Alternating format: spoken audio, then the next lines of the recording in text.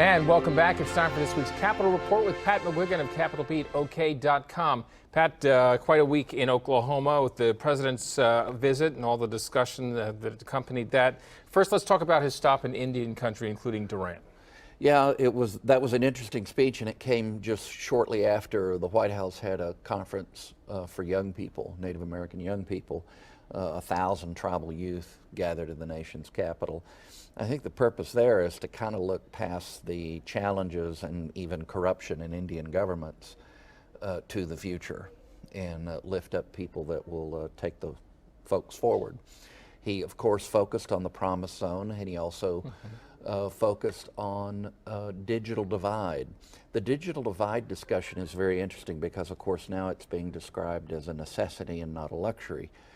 My concern is for Native American children and all American children, categories of people who can't read and write. The internet is a tool, just like writing implements were in a previous generation. I think the necessity is reading and writing and a decent education. But the president, I salute him for coming to Oklahoma, for visiting Indian country. I wish he had had the time to visit with some tribal members at the Cheyenne and Arapaho region right around El Reno. I think I understand why he probably didn't have plans to do that, or maybe it was preempted by the tragedy back east. But if he had, it would have been a good prelude to returning lands that belong to the people. Now, I have to say, the Bureau of Indian Affairs has never recognized the current government of the Cheyenne and Arapaho, and that's probably a wise decision, right? Because there's so many problems. They're divided into at least 5 factions, and the last election was a bit of a charade. So in any case, I wish he had taken that step. I think he wants to, and I hope he does someday. Well, speaking of El Reno, let's talk about his comments out there at the Federal Correctional Facility and Governor Fallon's response.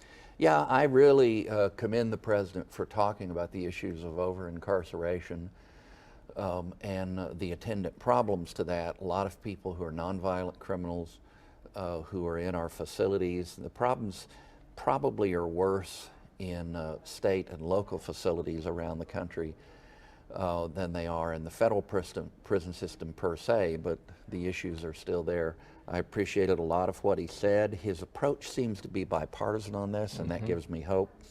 Governor Fallon is talking about smart on crime initiatives, kind of evolving away from, but maybe back towards justice reinvestment initiative. I salute her. Culture is made up of building stones, like he talked about that rock the girl stood on in order to get good reception. And until we have some kind of a great awakening in our culture as a whole across all lines, I'm afraid we won't be able to fix these problems.